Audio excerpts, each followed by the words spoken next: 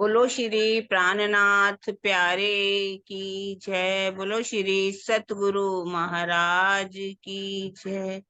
पन्ना धाम की जय। सर्व सुंदर साथ की जय। प्रथम लागू तो चरनी को, धनिये न छुड़ायो खिन। लाख तली लालेड़िया, मेरे जीव के यही जीवन। इन पांव तले पड़ी रहूं, धनी नजर खोलो बातन। पलना वालों निरीखों नेत्रे, मेरे जीव के यही जीवन। मेरे जीव के यही जीवन। बोलो श्री प्राणनाथ प्यारे की जय। बोलो श्री सदगुरु महाराज की जय। प्रणाम जी सुंदर साथ जी। अब हमारे बीच में है राधिका जी, वो अपना भाव रखेंगी। राधिका जी। प्रणाम जी माता जी। प्रणाम जी माता जी। प्रणाम जी। बोलिए श्री प्राणनाथ प्यारे की जय। बोलिए श्री सद्गुरु महाराज की जय। श्री पन्ना धाम की जय। मैं अपना भाव के अंतन बाड़ी के अंतन से रख रही हूँ। मेरे मीठे बोल साथ जी, हुआ तुम्हारा काम। प्रेम में मगन होइयो, प्रेम में मगन होइयो। खुलिया दरवाजा धाम, सखीरी धाम जाइए रे, सखीरी धाम जाइए रे। मेरे मीठे बोल साथ जी, हुआ तुम्हारा काम। प्रेम में मगन होइयो, प्रेम में मगन होइयो। खुलिया दरवाजा धाम, सखीरी धाम जाइए रे, सखीरी धाम जाइए रे। दौड़ सको सो दौड़ियो, दौड़ सको सो दौड़ियो। आए पहुँचाए अवसर, फुरमानी में फुरमाइया, फुरमानी में फुरमाइया। आया सो आखर, मेरे मीठे बोल साथ जी, हुआ तुम्हारा काम। प्रेम में मगन होइयो, प्रेम में मगन होइयो। खुलिया दरवाजा धाम, सखीरी धाम जाइए रे, सखीरी धाम जाइए रे। श्याम श्यामा जी सुंदर, श्याम श्यामा जी सुंदर। देखो करके उलास, मन के मनोरथ पूरने, मन के मनोरथ पूरने। तुम रंग भर की जो बिलास, मेरे मीठे बोल साथ जी, हुआ तुम्हारा काम। प्रेम में मगन होइयो, प्रेम में मगन होइयो। खुलिया दरवाजा धाम, सखीरी धाम जाइए रे, सखीरी धाम जाइए रे। उठ के नहाइए जमुना जी, उठ के नहाइए जमुना जी, कीजिए सकल सिंगार। उठ के नहाइए जमुना जी, उठ के नहाइए जमुना जी, कीजिए सकल सिंगार।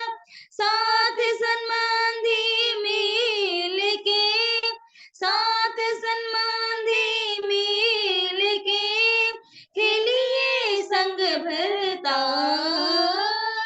मेरे मीठे बोल साथ जी, हुआ तुम्हारा काम। प्रेम में मगन होइयो, प्रेम में मगन होइयो, खुलिया दरवाजा धाम, सखीरी धाम जाइए रे, सखीरी धाम जाइए रे। महामती कहे मल पातिया, महामती कहे मल पातिया, आओ निज वतन। विलास करो विध विध के, विलास करो विध विध के, जागो अपने तन, जागो अपने तन। मेरे मीठे बोल साथ जी, हुआ तुम्हारा काम। प्रेम में मगन होइयो, प्रेम में मगन होइयो, खुलिया दरवाजा धाम, सखीरी धाम जाइए रे, सखीरी धाम जाइए रे, सखीरी धाम जाइए रे। बोलिए श्री प्राणनाथ प्यारी की जय, बोलिए श्री सद्गुरु महाराज की जय। प्रणाम जी माता जी, प्रणाम सुंदर साथ जी। सोनी और राधिका, बहुत सुंदर जोड़ी, बहुत सुंदर भाव रखा आपने। मेरे मीठे बोले साथ जी, हुआ तुम्हारा काम, प्रेमे में मगन होइयो, खुलिया दरवाजा। हाँ, उठ के नहाइए जमुना जी, कीजिए सकल सिंगार, सास बंदी मिलके खेलिए संग भरता। बहुत सुंदर भाव आपने रखा। और अच्छी तरह मेरी इच्छा है कि आप दोनों मिलकर के तबला वो अच्छी तरह संगीत में रंजीत वगैरह से कुछ क्लास लो, बहुत सुंदर बोलोगी। ठीक है, प्रणाम जी, बहुत सुंदर। अब हम शुरू करते हैं अपना इलम का सागर,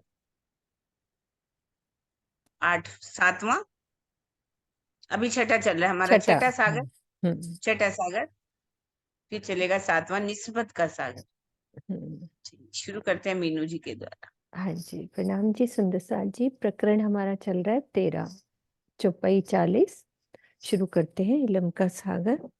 बल कहा कहूँ कुंजिए का, ए जो झूठा खेल रंचक, सो रूहों साच कर दिखाइया, बंद बांधे कई बुचरक।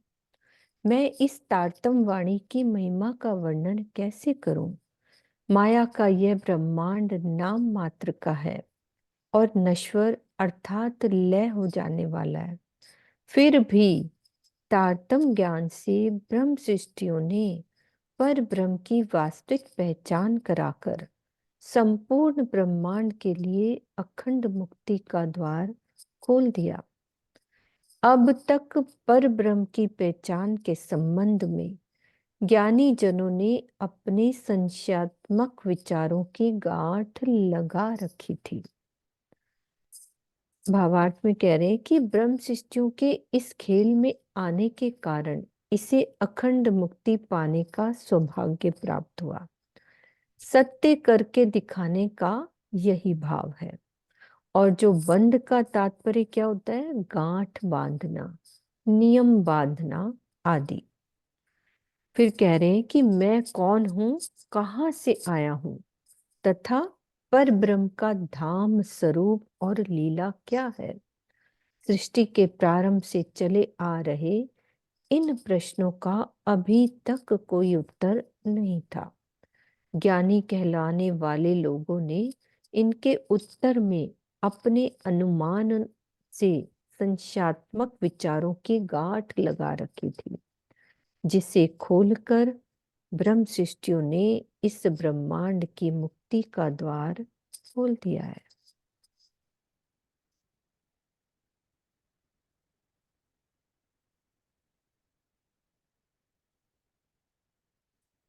ए बल देखो कुंजिए का, रूहें बीच 14 तबक के आए, सो इल्मे दिखाया झूठ कर, बीच अरस के बैठाए। 14 लोक के इस नश्वर जगत में जब ब्रह्म सृष्टियां आई, तो इस तारतम ज्ञान ने उन्हें यह एहसास करा दिया कि यह संसार स्वप्नवत है, और वे मूल मिलावे में धनी के चरणों में बैठे बैठे ही खेल को देख रही हैं। यहाँ पर तो वे मात्र हुक्म के द्वारा सुरता के रूप में आई हैं। इस ब्रह्मवाणी की शक्ति को देखिए।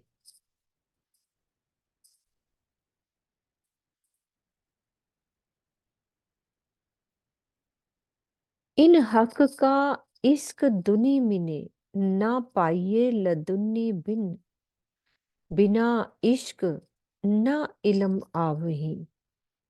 दो तौले अरस परस भजन, इस संसार में बिना तारतम वाणी के अक्षरातीत का प्रेम नहीं पाया जा सकता, और बिना इश्क के धनी के इल्म को भी यथार्थ रूप में नहीं जा सकता। दोनों ही आपस में एक दूसरे की गरिमा का मूल्यांकन करते हैं। दो तौले अरस बरस वजन। अब कह रहे हैं कि जो वजन तोलना एक मुहावरा है, जिसका अर्थ होता है महिमा दर्शाना, यानी कि मूल्यांकन करना। श्री राज जी के इश्क से दूर होकर कोई भी सुंदर साथ ब्रह्मवाणी के गुज रहस्यों को नहीं जान सकता। इसी प्रकार यदि वह ब्रह्मवाणी के चिंतन मनन से दूर हो जाता है, तो धनी की वास्तविक पहचान न होने से प्रेम मार्ग से भी दूर हो जाएगा। वस्तुतः प्रेम और ज्ञान में चोली दामन का साथ है, दोनों ही एक दूसरे के पूरक हैं।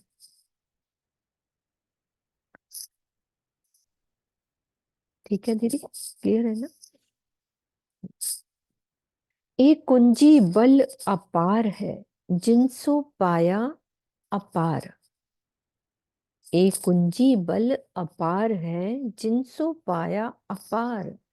लिया हक दिल गुज इश्क, जिनको काहू ना सुमार। इस तारतम वाणी की शक्ति अनंत है। इसके द्वारा ही इस अनंत परम धाम का ज्ञान प्राप्त हुआ, जिनसो पाया अपार।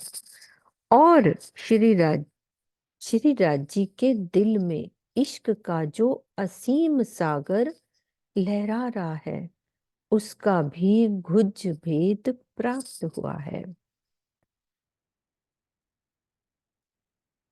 ए इलम कुंजी अरस की, रू अल्लाह ल्याए हक पे।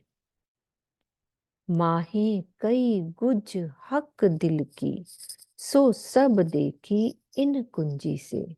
श्री मुखवाणी परम धाम के गुज रहस्यों को स्पष्ट करने वाली चाबी है, जिसे श्यामा जी अपने प्राण प्रीतम श्री राज जी से लेकर आई। हाँ, ये क्लियर नहीं हो रही थी। रू अल्लाह ल्याए हक पे, मतलब राजी से लेकर आई श्यामा जी। अक्षरातीत के हृदय में मार्फत की जो छिपी हुई कुछ बातें हैं, वे भी इनके द्वारा विदित हो गई। यानी कि इस कुंजी के द्वारा वो भी हमें प्राप्त हो गई।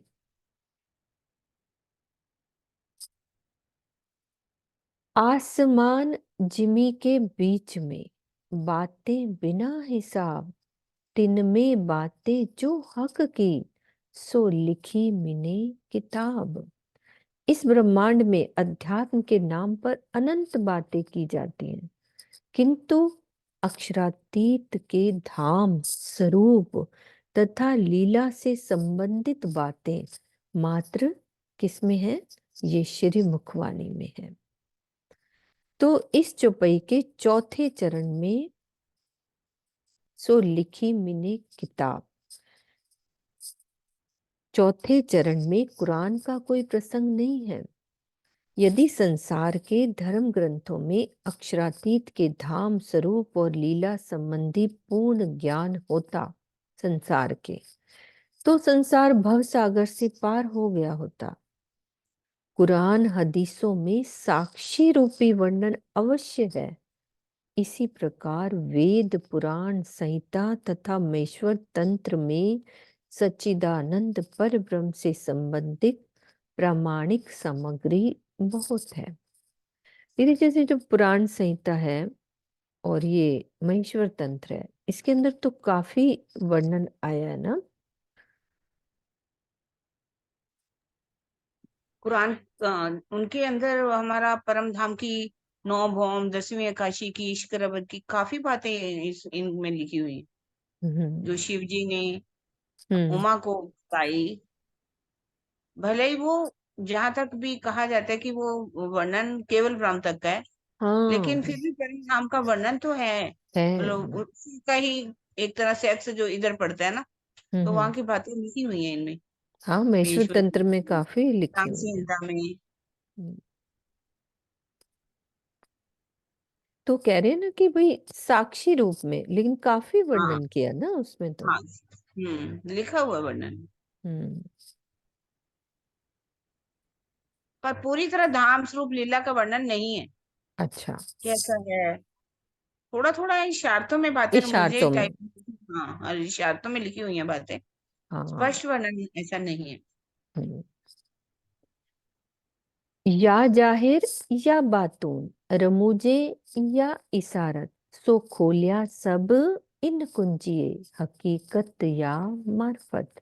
सभी धर्म ग्रंथों में प्रत्यक्ष हो या अप्रत्यक्ष रूप से संकेत में जो भी रहस्यमयी बातें लिखी गई थी, उनके भेदों को तारतम्य ज्ञान ने स्पष्ट कर दिया। मतलब संकेत रूप में लिखी गई थी, जो अंदर की उसकी गहरी बात थी वो तारतम्य वाणी से स्पष्ट हुई है। परम धाम की हकीकत और मार्फत का ज्ञान भी इस ब्रह्म वाणी से ही संभव हो सका है।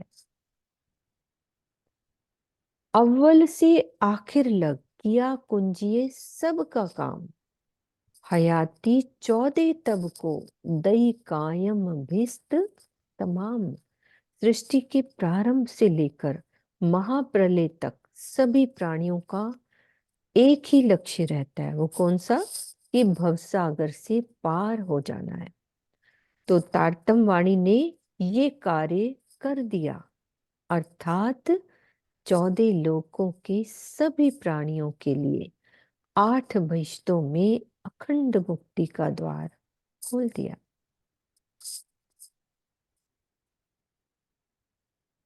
कहूं दुनिया 14 तबक में, कया ना हक का एक हरफ, तो हक सूरत क्यों कह वही, किन पाई ना बका तरफ। 14 लोक के इस ब्रह्मांड में आज दिन तक कहीं भी किसी ने अक्षरातीत के संबंध में एक भी शब्द नहीं कहा था। जब इस संसार के लोगों ने अखंड परम धाम का लोगों के ने अखंड परम धाम का ज्ञान ही नहीं पाया, तो अक्षरातीत की शोभा और श्रृंगार का वर्णन कैसे करते। तो इस चौपाई में यह संशय होता है कि जब संसार के लोगों को अक्षरातीत का कोई ज्ञान था ही नहीं, तो धर्म ग्रंथों में कैसे वर्णन हुआ। आगे कह रहे हैं इसका समाधान, ये है इस प्रश्न का कि इस चौपाई में जीव सृष्टि की उपलब्धियों के बारे में कहा गया है।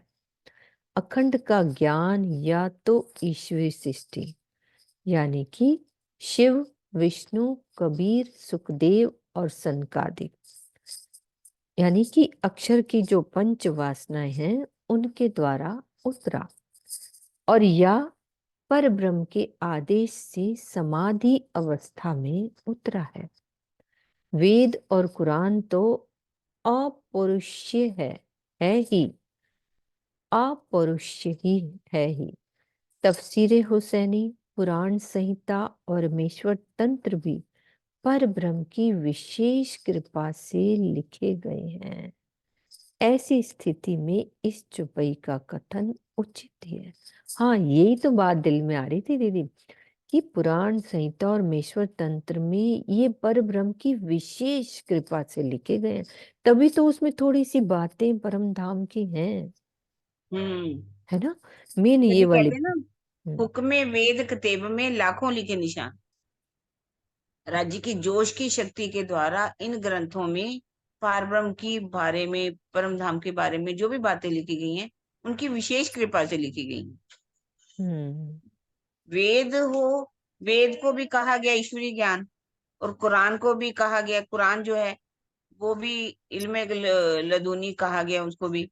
पर ये तफसीरे हुसैनी जो कुरान का टीका हुआ, कुरान संहिता और महेश्वर तंत्र, इसमें तो बहुत सी निशानियां लिखी हुई है ना, बहुत ही बहुत। ऐसा लगता है कि परम धाम का ही वर्णन है। हाँ, मैं पढ़ रही थी ना उसमें महेश्वर तंत्र का तो बहुत ही ज्यादा। पूरी इश्क रबत की हाँ, बातें, इश्क रबत का तत्व का पूरा दर्शन कथन। प्राण संहिता में लिखा हुआ है। इतनी आत्माएं उतरेंगी, ये हम्म यहाँ यहाँ उतरेंगी, ये सारी बातें तो इनमें लिखी हुई है ना। हम्म, और कोई बात नहीं, कोई बात नहीं। हाँ, आशी दीदी बोलो। हाँ जी, प्रणाम जी। जी किरण दीदी, मेरा एक प्रश्न है। जैसे हम वेद तो जानते हैं ना, अभी जब सृष्टि रचना हुई तो मूल ग्रंथ वेद है, और इसी तरह कुरान का भी हमें पता कब उतरा। तो जो ये पुराण संहिता और महेश्वर तंत्र है, ये कब उतरे हैं? ये प्रश्न आता है मेरे मन में कई बार, भाई सतयुग में या शुरू में, कब उतरे हैं? शुरू में तो वेद उतरे हैं ना।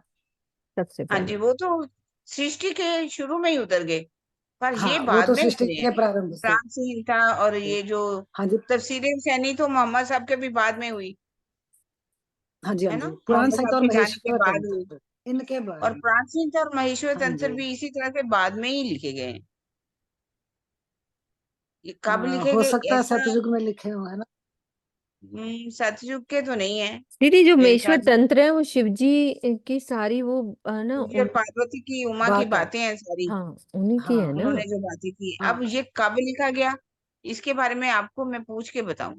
बता देंगे क्योंकि जब हम। से हम ये पढ़ रहे हैं ना इलम का सागर, ये फिक्स नहीं क्वेश्चन मेरे पता, दिमाग में ऐसे कई एक बार। बात कहूं कि एक होता है कि पक्का कहना कि नहीं इस समय लिखेंगे, तो ठीक है, ये कोई बात नहीं। पहले नहीं, कोई वैसे बात इसके नहीं। टीका हुए हैं, बाद में इसके टीका हुए हैं, और हाँ जी, लिखे तो ये पहले ही गए हैं।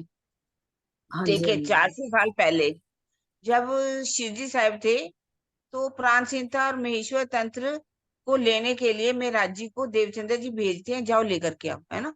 हम्म हाँ जी, हाँ और जी, वो उससे भी लेकर पहले के का आते है। हैं, है ना। जी जी। हाँ, है ये तो, तो पर पता है ये हमें है तो, किस युग में उतरे हैं। हाँ, वो हाँ पहले के ये है। किस युग में उतरे हैं, तो इसका ये है तो पहले के ही है, पर कब है ये थोड़ा सा जैसे फिक्स टाइम भविष्य नहीं। पुराण, भविष्य की बातें हैं, इसका मतलब बहुत पहले हाँ, उतरे है ना। 18 पुराण में तो व्यास जी के समय हो गए ना, हाँ जी, वो व्यास तो जी के उन्होंने समय लिखे है। व्यास जी ने। हाँ, वो भी देखा जाए तो द्वापर में ही हुए ना, द्वापर में, द्वापर बिल्कुल। में, वो द्वापर में हुए। द्वापर में। वही मेरे हाँ मन में तो आ रहा ये, था, क्या ये उससे भी पहले सतयुग के हैं? हाँ ये द्वापर से हम्म भी भी पहले थोड़ा के सा हैं? अनिल भैया देखना शायद पड़ेगा। नहीं। कुछ बता रहे हैं। अनिल भैया, हाँ जी, अनिल, अनिल हाँ भैया। जी, बता सकते हैं, कई बार हो जाता है प्रणाम पता जी। होता हम्म प्रणाम जी दीदी, प्रणाम जी। हाँ जी। ये है। सब हमारे बीतक में या वाणी में मैं कहीं कहीं पढ़ा है कि सतयुग से सब कुछ था तो सही, वेद हो सब कुछ था, लेकिन उसकी लिखित में जब द्वापर आया उस वक्त लिखे गए हैं, अच्छा। यानी सब धर्म ग्रंथ द्वापर में ही लिखे गए हैं। हम्म ठीक होगा, अब आपने पढ़ा तो बात समझ आ रही है। हम्म देखिए वैसे देखा जाए, अगर पुराण संहिता में ईश्वर तंत्र तो 18 पुराण जो लिखे गए उन्हीं के साथ ही इनका वर्णन आ जाता है। ठीक है। 18 पुराण पुराण में आ जाता है। पर ये पुराण नहीं है तो तंत्र, पर जैसे महेश्वर तंत्र है ये थोड़ा सा अलग है उनसे, तो है उन्हीं उसी समय के लिखे गए हैं हाँ, तो सारे। फिर द्वापर मैच कर गया ना, आपकी बात से हाँ मैच कर द्वापर गया में ही जो है होगा जरूर से, है सतयुग ना। त्रेता की बात नहीं है ये।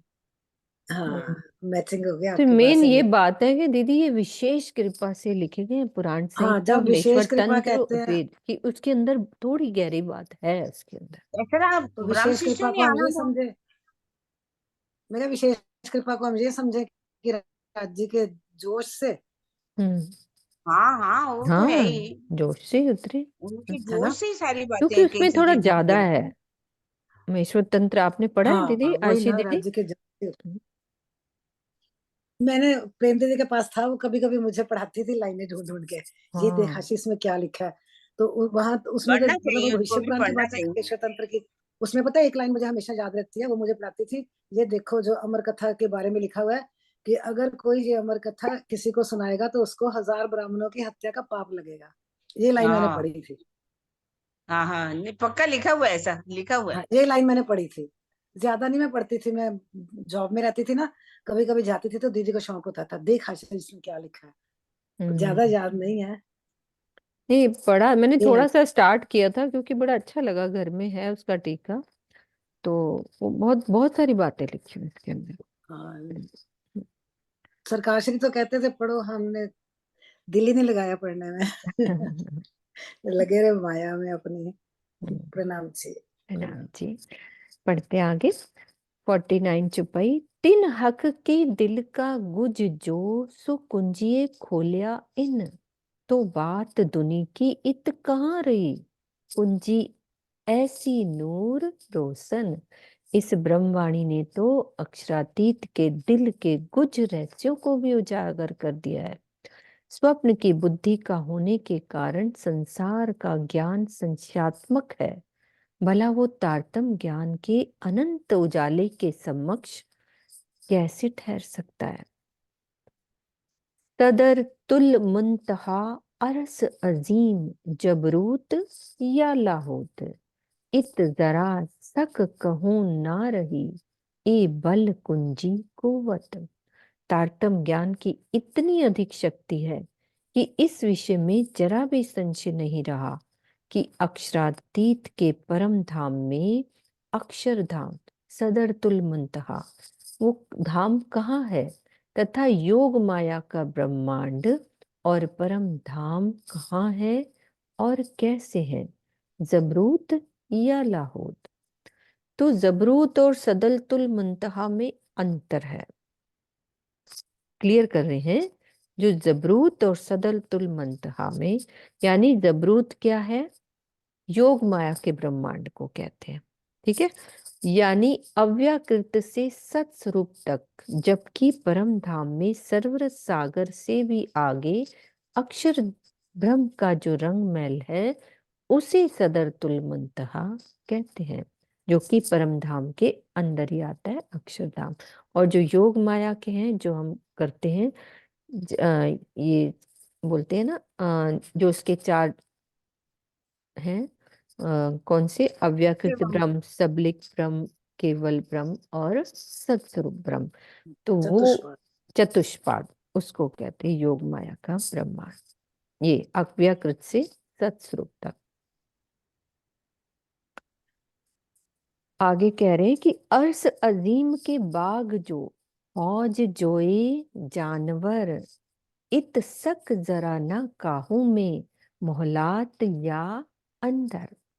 परमधाम के बागों, फौज को सर, यमुना जी, नूरी आभा वाले जानवरों, महलों या उनके अंदर की लीलाओं के संबंध में अब किसी प्रकार का नाम मात्र भी संशय नहीं रह गया।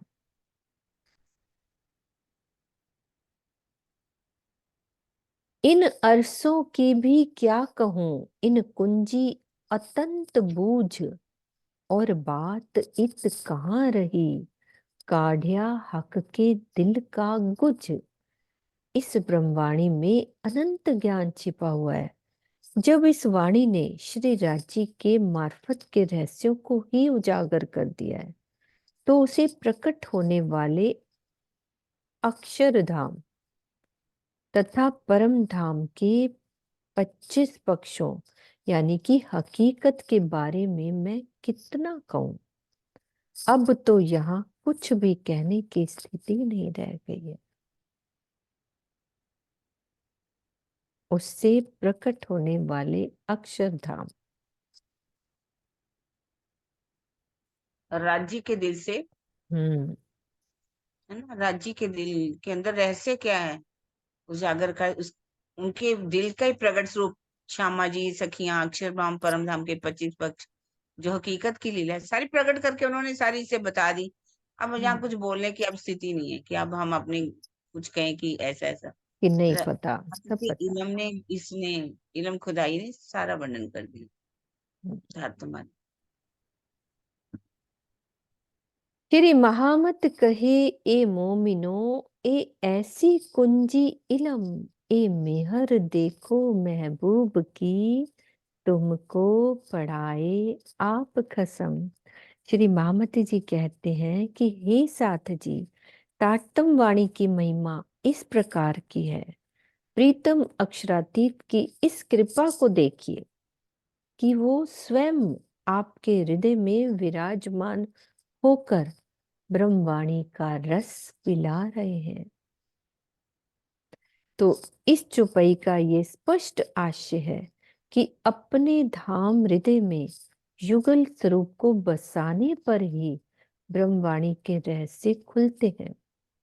अन्य किसी से शब्दों के बाह्य अर्थों को तो जाना जा सकता है, लेकिन आंतरिक रहस्यों को नहीं।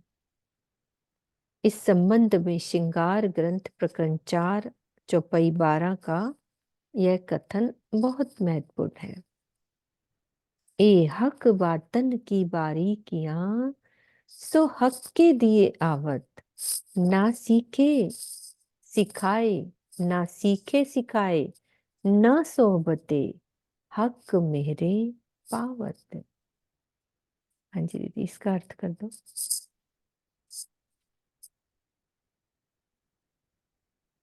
हक बातन की बारीकियां, मतलब हक के दिल में जो गोहे रहस्य छिपे हुए हैं, जिसके बारे में आज दिन तक हम नहीं जानते थे।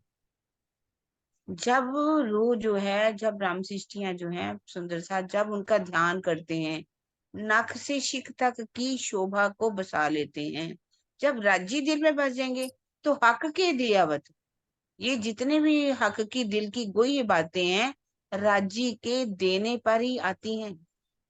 ना सीखे सिखाए, ना सोते, किसी के सिखाने पर या किसी से सीखने पर या किसी परमहंस की सोबत में सिर्फ हम बैठे रहें उनके सामने, तो हम सोचे कि उनके दिल की बातों को जान जाएंगे, नहीं जान सकते। हक मेहरे पावर, जब धाम धनी की मेहर होती है, तभी दिल के गोए रहस्य को जाना जा सकता है। हक बातन की बारीकियां, सो हक के दिए अवत, ना सीखे सिखाए ना सोचते। इसका मतलब ये भी नहीं कि हम सोचे कि हम वाणी का मंथन कर रहे हैं या कि कोई सिखा रहा है हमें तो इससे हमें आएगा, पर इससे हमें बल मिलता है किसी के बताने पर, पढ़ने पर, मंथन करने पर, सोबत से। तो फिर उसको हमें अपनी जीवन में उतारना पड़ेगा, रहनी में उतारना पड़ेगा, वाणी का साक्षात्कार करना पड़ेगा, उस शोभा को अपने दिल में उतारना पड़ेगा, फिर धनी मेहर करेंगे।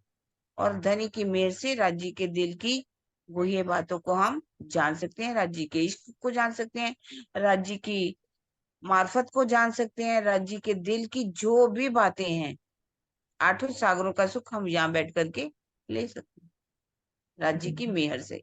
पर उसके लिए भी हमें अपनी करनी तो करनी पड़ेगी, रहनी में तो उतरना ही पड़ेगा। हम्म। करनी माँ को कृपा तो तभी होगी। हाँ, मैं ये सुनना चाह रही थी कि मेहर कब होएगी, जब करनी भी करेंगे। हाँ करें शुरू दीदी। सागर सातवां निस्बत हाँ, का। अभी तो आधा घंटा पड़ा है। हाँ जी। सागर सातवां निस्बत का शुरू हो रहा है। अभी हमने इलम का सागर पढ़ा, अब सातवां सागर निस्बत का। इस प्रकरण में अक्षरातीत के दिल में लहराने वाले मूल संबंध के सागर का वर्णन किया गया है। अब कहूं दरिया सातवां जो निस्बत भरपूर, याको वार ना पार काहूं जो नूर के नूर को नूर। श्री महामती जी की आत्मा कहती है कि अब मैं धामधनी के हृदय में उमड़ने वाले निस्बत के उस अनंत सागर का वर्णन कर रही हूं, जिसमें मूल संबंध का रस भरा हुआ है। यह अक्षरातीत के हृदय स्वरूपा श्री श्यामा जी और उनकी अंग रूपा सखियों के अपने धामधनी से मूल संबंध का सागर है, जो नूर के नूर को नूर। अक्षरातीत के हृदय स्वरूपा श्यामा जी और उनकी अंग रूपा सखियों के अपने धामधनी से मूल संबंध का सागर है। अक्षरातीत का मार्फत स्वरूप दिल ही श्यामा जी और सखियों के रूप में प्रकट होकर लीला कर रहा है। अतः यह स्पष्ट है कि अक्षरातीत के दिल में जो कुछ भी प्रेम है, इश्क है, आनंद है, सौंदर्य, ज्ञान आदि जो भी गुण विद्यमान है, वो स्वाभाविक रूप से श्यामा जी में और सखियों में भी उसी प्रकार विद्यमान होंगे। कैसे? जिस प्रकार एक आम की गुठली से पैदा होने वाले सभी आमों में वो गुण होते हैं जो गुठली में विद्यमान है। इसका मूल कारण गुठली और आम का अटूट संबंध है। इसी संबंध को इस सागर के रूप में दर्शाया गया है, निस्बत के सागर के रूप में दर्शाया गया है। धामधनी के दिल में विद्यमान इश्क, आनंद, सौंदर्य और इल्म आदि गुणों को क्या कह दिया? नूर कहा गया, जिसका प्रकट स्वरूप श्यामा जी एवं सखियां हैं। इस चौपाई के चौथे चरण का यही भाव है। आगे हमने वर्णन किया था नूर का, कि नूर में क्या क्या होता है। धनी का इश्क, उनका आनंद, सौंदर्य और इलम और भी कई गुण जो राज्य के हैं, उनको नूर कह दिया। और उससे प्रकट होने वाले कौन है? श्री श्यामा जी और सखियां। तो चौथा चरण इसका जो है, जो नूर के नूर को जो नूर, इसका भाव है। बेसुमार ल्याए सुमार में ए जो करत हो मजकूर, क्यों आवे बीच हिसाब के जो हक अंग सदा हजूर। अक्षरातीत की अंग रूपा श्यामा जी एवं सखियां पल पल उनके सन्मुख रहती हैं। धनी से इनके जिस मूल संबंध के सागर के बारे में मामती जी कह रही हैं कि जो मैं वर्णन कर रही हूं वो है असीम, और मैंने उसे सीमाबद्ध करने का प्रयास किया है, किंतु वह किसी भी सीमा की परिधि में नहीं आ रहा है। खूबी क्यों कहूं निस्बत की, वास्ते निस्बत खुली हकीकत, तो पाई हक मार्फत जो थी हक निस्बत। मैं इस मूल संबंध के सागर की विशेषताओं का वर्णन कैसे करूं?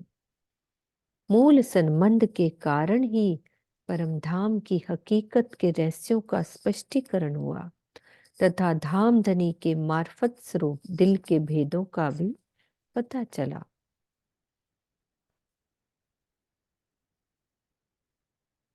निस्बत असल सबन की, जित निस्बत तित सब। सब निस्बत के वास्ते इल्मे जाहिर किए अब। सभी सखियों का मूल संबंध श्री राज जी के दिल से है। उस मूल संबंध में ही सब कुछ छिपा हुआ है, यानी इश्क, इल्म और आनंद सब छिपा हुआ है। इस संबंध के कारण ही तारतम ज्ञान का अवतरण हुआ। हमारी धनी से निस्बत है तो ये वाणी उतरी, जिसने हकीकत और महस्य मार्फत के सभी रहस्यों को उजागर किया है।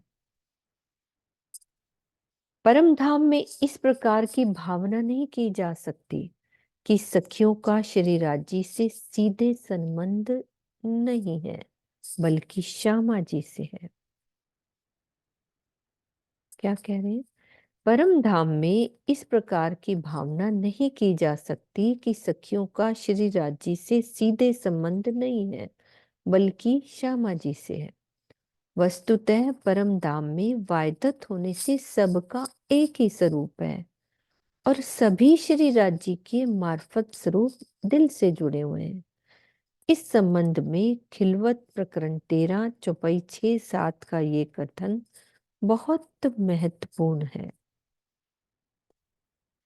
बड़ी रूह कहे प्यारे मुझे, मेरा साहिब बुजरक, और प्यारी रूहें मेरे तन है, ए जानो तुम बेशक। क्लियर करो दीदी, क्या कहना चाह रहे हैं?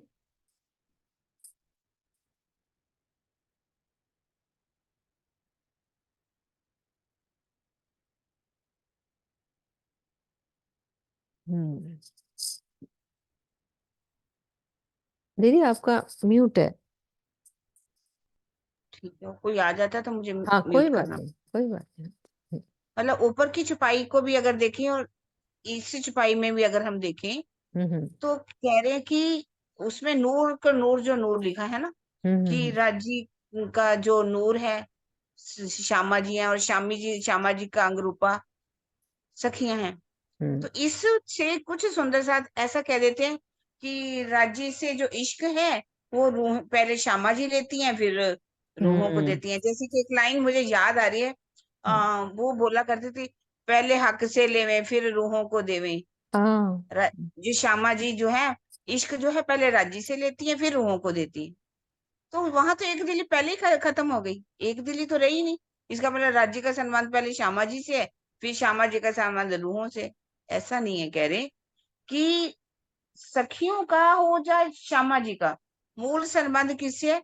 राज्य से। दिल और से। इसी इश्क इलम को बताने के लिए ही तारतमवाणी का ज्ञान प्रकटन हुआ, क्योंकि राज्य का दिल ही मार्फत का स्वरूप है, और उस मार्फत के स्वरूप में हम सब सखियां श्यामा जी सब उनके दिल से जुड़े हुए हैं।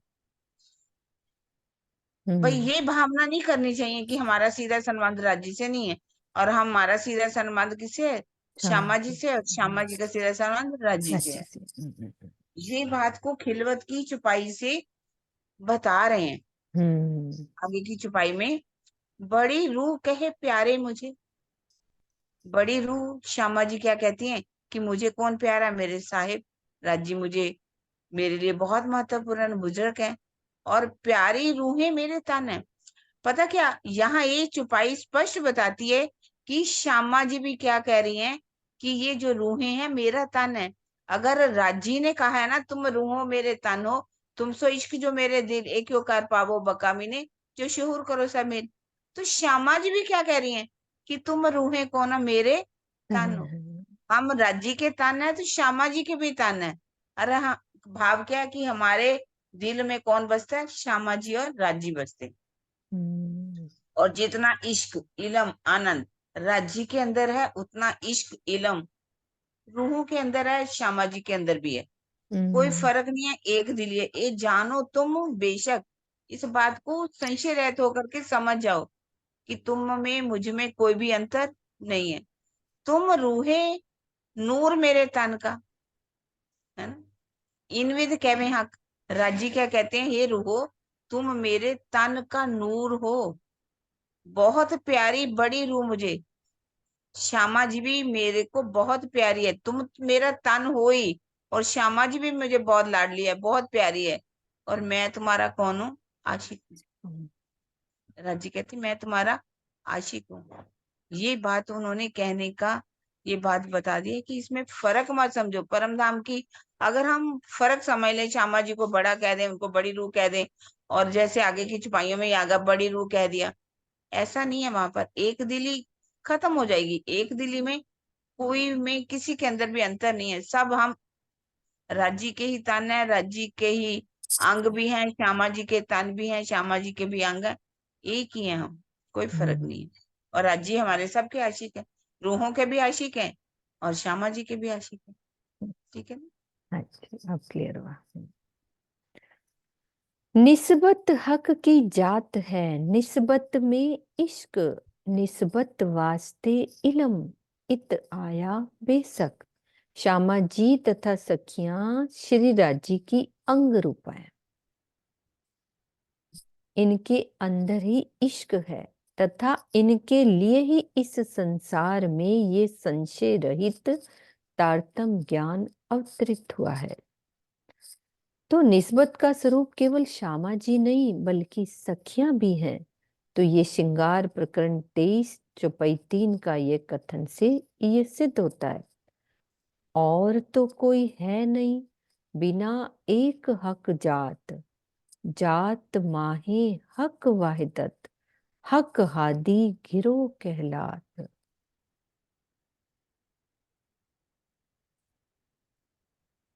और तो कोई है नहीं, परम धाम में कोई दूसरा है ही नहीं। कौन है? हक की जात, श्यामा जी और सखियां। जात, जात माहे हक वादत, वो उनकी जो हक की जात है, श्यामा जी और सखियां किस में आती हैं? हक की वाहिदत में आती हैं। और वो क्या कहलाती है? हक आदि की जमात कहलाती है। कोई अंतर नहीं बताया। अंतर नहीं तो है इस कोई भी। चौपाई के से स्पष्ट कर दिया कि वहां हक की जात है।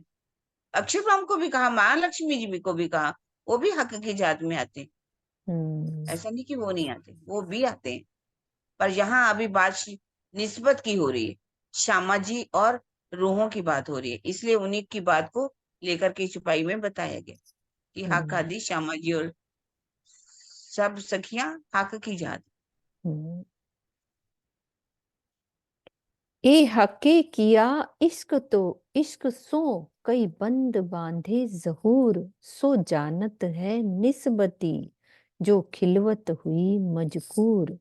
धामधनी ने इश्क के कई बंद बांधकर प्रत्यक्ष रूप में अपने मूल संबंध को दर्शाया है। इस बात को मात्र ब्रह्मशिष्टियां ही अच्छी तरह से जानती हैं, क्योंकि उनके बीच मूल मिलावे में इसी विषय पर वार्ता हुई थी। तो ये बंद कौन से बांधे दीदी? इश्क के कई बंद बांधकर प्रत्यक्ष रूप में अपने मूल संबंध को दर्शाया है। ये हके किया इश्क सो। हाँ जी सुंदर सा जी, ये कई बंद बांधे जहूर, कई बंद बांध कर। बंद था, मैं बोलती गई। हाँ मतलब इश्क के लिए, इश्क देने के लिए राजी ने कैसे बंद बांधे, आगे की छुपाई में ये बात स्पष्ट कर दी। ब्रिज में लेकर के आए, अच्छा। रास में लेकर के आए, जागनी के ब्रह्मांड में लेकर के आए, स्वयं महा अरब के स्वरूप में आए, देवचंद्र जी के तन में आकर के कैसे रूहों को सुख दिया, कैसे उनकी गठड़ी उठाई, फिर झागनी के ब्रह्मांड में भी आशिक बने, कैसे हमें जगह सब गांव गांव में, शहर शहर में, देश में, विदेशों में जाकर के कैसे हमारी जागनी की, कैसे रूहों को ब्रिज में रिझाया, रास में रिझाया, जागनी के ब्रह्मांड में रिझाया। हमें कितना महिमा हमारी, मतलब उन्होंने तरह तरह से हमें जगाने के लिए, हमारे अंदर इश्क पैदा करने के लिए क्या क्या राज्य ने किया। ये है बंद बांधना। बंद बांधना होता है कि जैसे कोई चीज बिखरी हुई हो, उसको इकट्ठा करके बंद बांध देना। जैसे पानी बिखरा होता है तो उसको एक डैम बना दिया जाता है, इकट्ठा कर दिया जाता है और पानी को ऊपर से गिराया जाता है, बिजली पैदा की जाती है। और कैसे रुई बिखरी हुई हो मान लो, तो उसको गांठ बांध दी जाती है। बांध बांध दिया, गठरी बांधी, तो वो रुई इकट्ठी होगी।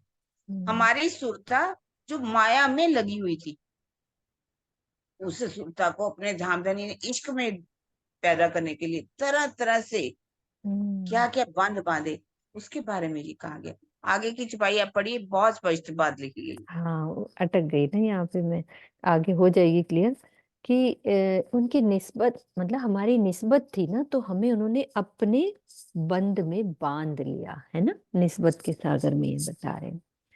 तो हके निस्बत वास्ते, हाँ जी वीना दीदी आप खोलो, कुछ पूछ रहे हो तो। जैसे जून में अपन लोग सब मिल के बैठे, ये भी तो एक बंद है।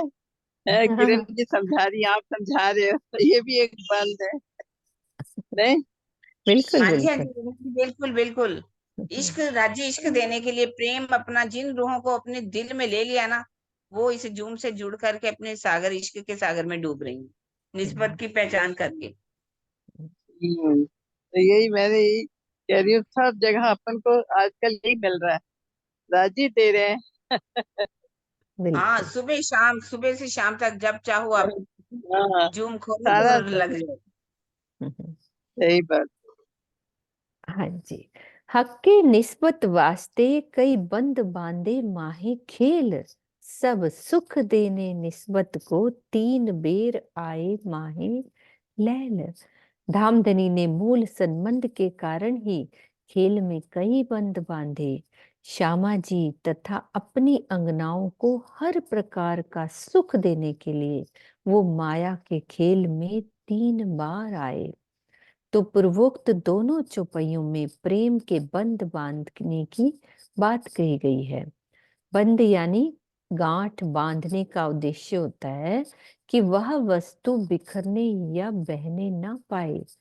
तो धामधनी ने अपना अखंड प्रेम अनेक रूपों में दर्शाया है, जिसे बंध बांधना कहा गया है। तो वो बंध इस प्रकार है, बहुत अच्छे से किरणजीत ने बताया। और अब समझते हैं कि पहला बंद कैसा, श्री राज जी तीनों लीलाओं में पल पल हमारे साथ रहे। और दूसरा, ब्रिज या जागनी में प्रत्येक कष्ट से उन्होंने अपनी अंगनाओं की रक्षा की है। इस जागनी ब्रह्मांड के छठे दिन की लीला में ब्रह्म सृष्टियों के धाम हृदय में विराजमान होकर उन्होंने अनेक प्रकार की शोभा दे दी है। श्री इंद्रावती जी के अंदर चौथा बता रहे हैं कि अपनी पांचों शक्तियों सहित होकर उन्होंने अपने से भी बड़ी शोभा दे दी। बड़ी बड़ाई दई आप थे, प्रकाश हिंदुस्तानी का कथन यही सिद्ध करता है। पांचवा, यहाँ बैठे बैठे परम धाम 25 पक्षों तथा अष्टपहर की लीला सहित सभी सुखों का रसपान कराया है। छठा, परात्म की तरह यहाँ भी सहरग से नजदीक रहे हैं। और कैसा बंध बांधा, ब्रिज में जहां गोपियों को रिझाया, तो जागनी ब्रह्मांड में श्री देवचंद्र जी का समान उठाकर चले और श्री महामती जी के धाम हृदय में विराजमान होकर अपनी आत्माओं को जगाने के लिए गांव गांव जंगल जंगल पैदल चले। और भी कितने हो हर रूह के कितने ही बंध, हम अपने अपने बंध सोचे ना, कि हमारे जीवन में कितने धनी ने हमें बंध बांध के अपने नजदीक रखा।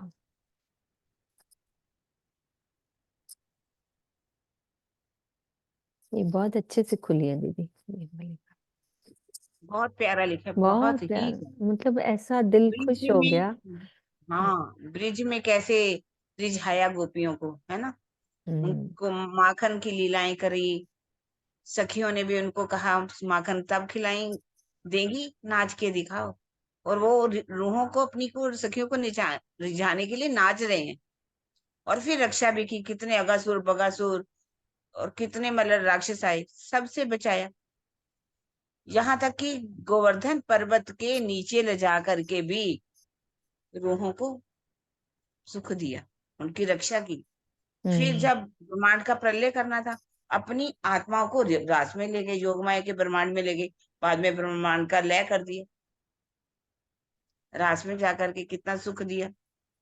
आधी नींद और आधी भले ही जागृत अवस्था थी, पर इश्क का सुख तो दिया ना उन्होंने, प्रेम का सुख दिया उनको। उनको कैसे रिझाया। फिर देवचंद्र जी के तन में कितना प्यारा बताया कि देवचंद्र जी के तन में जब श्यामा जी थी, उनको रिझाने के लिए उनकी गठड़ी उठा ली, उनकी जांग के ऊपर पांव रख के उनके हवा निकाली। कितना वो डरे हुए थे कहीं चोर ना आ जाए, और भले चोर की इच्छा की थी, उसी स्वरूप में आकर के उन्होंने दर्शन दी, सामान उठा करके उनके बरात वालियों के तक पहुंचा दिया।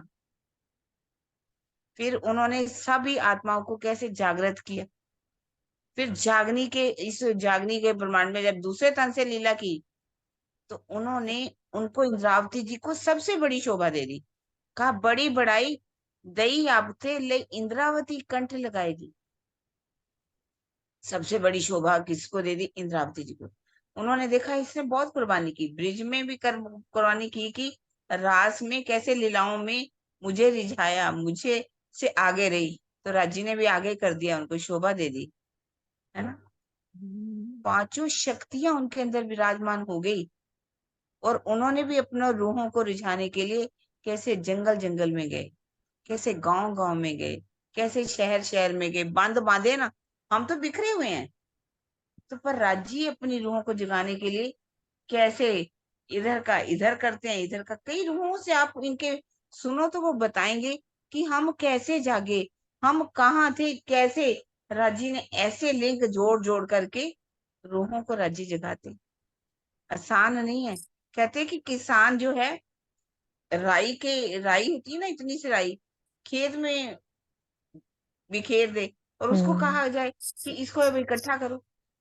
इस राई के दानों को इकट्ठा करना कितना मुश्किल है, और राज्य ने कैसे बांध बांध करके तरह तरह से हम सबको इकट्ठा किया। फिर अब हमारे अंदर इश्क पैदा करने के लिए धनी ने कितनी युक्तियां लगा रहे हैं, ताकि इनके अंदर कुछ प्रेम आ सके, ये मेरी चितवन में डूब सके, मेरे नक्शे शिक्का के श्रृंगार में डूबे।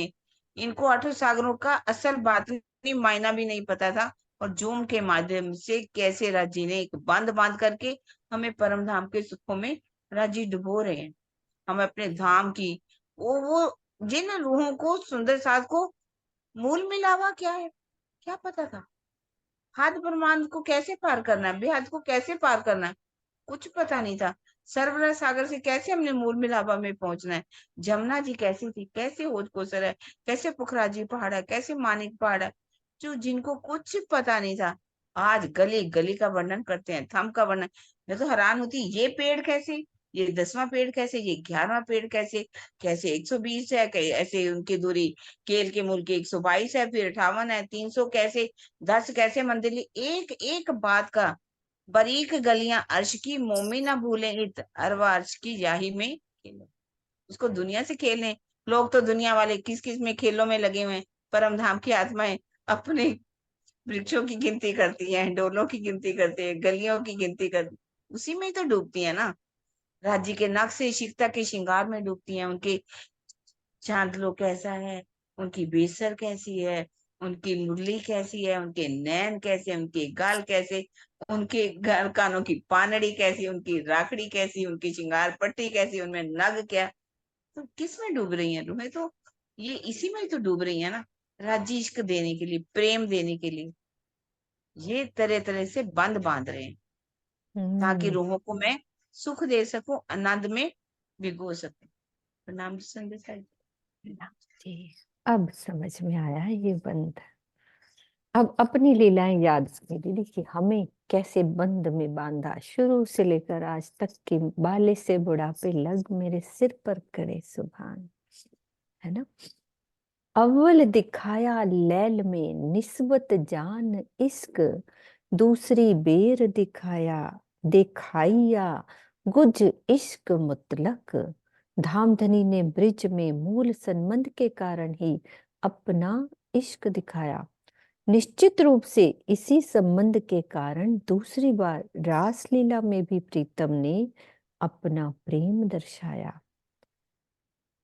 वास्ते निस्बत बेर तीसरी, खेल दिखाया हक, इलम बढ़ाई इश्क, दिखाया देखिया गुज बका का बेशक। मूल संबंध के कारण ही धामधनी ने तीसरी बार ये जागने का खेल दिखाया। इसमें तारतम ज्ञान के द्वारा ब्रह्म सृष्टियों ने इश्क की महिमा और परम धाम की रहस्यमयी बातों को जाना। तीसरी बात, अब निस्बत वास्ते इश्क, निस्बत वास्ते इलम, खुशाली निस्बत वास्ते आखिर ल्याई खसम। ब्रह्म सृष्टियों से अपना अखंड संबंध होने के कारण ही श्री राज जी ये ब्रह्मवाणी लेकर आए हैं। प्रेम और आनंद की लज्जत भी इसी कारण से आ सकी है। अब निस्बत के वास्ते बता रहे हैं कि क्या क्या मैंने किया। ऊपर इलम की इश्क के सागर में भी इस तरह से वर्णन हुआ है। ए इलम अंदर यूं कहत है, ए जो निस्बत देखत दुख, इन दुख में बका अरस के, है हक दिल के कई सुख। यद्यपि इस खेल में ब्रह्म सृष्टियों को माया के दुख देखने पड़ते हैं, किंतु श्री मुखवाणी का कथन है कि इस दुख की लीला में भी अखंड परम धाम तथा श्री राज जी के दिल के अनेक सुखों यानी कि हकीकत और मार्फत का अनुभव होता है इस दुख की लीला में भी।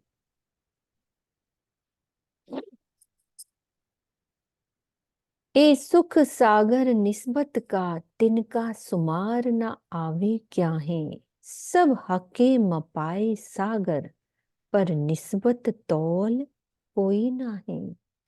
निस्बत का ये सागर अनंत आनंद से भरपूर है, किसी प्रकार से भी इसकी सीमा रेखा नहीं खींची जा सकती। धामधनी ने अपनी मेहर से अपने दिल के सभी सागरों की माप करा दी है, किंतु मूल संबंध के इस सागर के समान अन्य कोई भी सागर नहीं लगा, पर निस्बत तौल कोई नाई। भावार्थ में कह रहे हैं कि यद्यपि मानवीय बुद्धि में समझ आने के लिए धामधनी ने अपने सागरों का अलग अलग वर्णन किया है, किंतु बातुनी रूप में सभी सागर एक दूसरे में समाहित हैं। किसी की भी शोभा को कम या अधिक करके नहीं कहा जा सकता। वाहिदत में कम या अधिक शब्द का चिंतन ही नहीं होता। वैसे इस संसार के धरातल पर इस प्रकार अवश्य कहा जाता है। तो दीदी हम इसको किस प्रकार से समझा सकते हैं कि एक सागर में है ना, बातनी रूप से सभी सागर एक दूसरे में समाहित है। उनकी यहाँ चुपाई में कहने का मतलब है कि अब निस्बत के का जब वर्णन करने लगे हैं तो ये कह दिया कि निस्बत के बराबर की तोल ही नहीं है, कोई उसकी सीमा बद्ध ही नहीं है, उसको किसी रेखा में बांधा ही नहीं जा सकता। जिस भी सागर का वर्णन किया ना उन्होंने, चाहे नूर का सागर हो तो नूर की इतनी महिमा गा दी, पर नूर यदि नूर ना हो, उसके गुण ना हो, नूर के जो नूर में गुण है, तो श्रृंगार भी अधूरा है। चाहे रूहों का श्रृंगार हो, राज्य का श्रृंगार हो, श्यामा जी का श्रृंगार। और रूहों की शोभा कितनी अधिक है। रूहों की शोभा का जब वर्णन करने लगे तो किस तरह से वो बैठी हैं, किस तरह से रूहों की शोभा है। अगर रूहें ही नहीं तो हकीकत की लीला किसके साथ करेंगे। रूहों की शोभा भी बहुत अधिक हो गई, और रूहों की इतनी अधिक शोभा, रूहों के कारण ही तो नूर का सागर है। और एक दिल्ली का सागर किसके लिए, रूहों के कारण ही तो है। तो उसके अंदर ही बता दिया कि एक दिली भी किसके कारण है, रूहों के कारण है, निस्बत के कारण।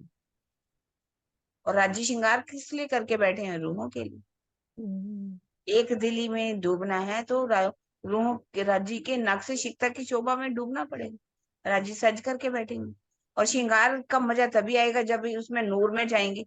चौथे सागर, पहले सागर में जाएंगे, उसमें कोमलता भी होनी चाहिए, उसमें सौंदर्य भी होना चाहिए, उसमें माधुरता भी होनी चाहिए, उसके अंदर को हर गुण, मतलब तेज भी होना चाहिए, ज्योति भी होनी चाहिए, छटा भी होनी चाहिए, उज्ज्वलता भी होनी चाहिए। हर अंग में, हर वस्त्र में, हर भूषण में नूर का सुख भरा हुआ है। और ये सब करेंगे तो इश्क आएगा ही आएगा ना। नक से शिकता की शोभा में डूबेंगे तो इश्क नहीं आएगा। इश्क तभी आएगा जब हम इलम के सागर में, इलम भी कौन सा, चतुराई वाले ही नहीं, चातुर्यता वाला नहीं, बल्कि मार्फत का इलम। मार्फत देवे इश्क, इश्के हुए दीदार, इश्के मिलिए हक सो, इश्के खुले पट द्वार। मार्फत का इलम इश्क देता है हमें। तो इससे हमें हमारे मोल निस्बत की पहचान होती कि ये सब किसके लिए है, हमारी मोल निस्बत के लिए, श्यामा जी के लिए, सखियों के लिए। ये सागर जितने भी है, एक एक सागर के अंदर सभी सागर निहित है। चाहे वो नूर का सागर ले लो, चाहे रूहों की शोभा का ले लो, चाहे एक दिली का ले लो। पूरे परम धाम में क्या एक ही दिली तो है, बिना एक दिली के तो कुछ भी नहीं है। तो यदि हम इन सीढ़ियों से चढ़ करके मूल निस्बत को जान लेंगे तो हम राज्य के दिल में जा करके डूब जाएंगे, लगा देंगे, मेहर के सागर में डूब जाएंगे। एक एक सागर के अंदर पूर्ण सुख है। उसको एक को अधूरा नहीं कहा कि इश्क है तो इश्क के अंदर सब कुछ है, इलम है तो इलम, इलम के अंदर भी सब कुछ है। चाहे रूहों की शोभा हो, चाहे राज्य की शोभा का सागर हो, श्रृंगार का सागर हो, सभी सागर पूर्ण है, कोई भी कम बढ़ती नहीं है। अगर कम हो गया, बढ़ती हो गई, तो वहां वायदत नहीं रहेगी। इसी बात को बता रहे हैं कि निस्बत के अंदर भी सभी सुख भरे हैं। एक सागर के अंदर सभी सागरों का सुख आपको मिल जाए। ठीक है ना, अभी टाइम ठीक है हो गया। दीदी। हाँ जी दीदी, चुप इधर आते। ए सुख सागर निस्बत का, तिनका सुमार न आवे क्या है। सब हके मपाए सागर, पर निस्बत तौल कोई नाही। पर निस्बत तौल कोई नाही। बोलो श्री प्राणनाथ प्यारे की जय। सद्गुरु महाराज की जय। पन्ना धाम की जय। समस्त सुंदर साथ की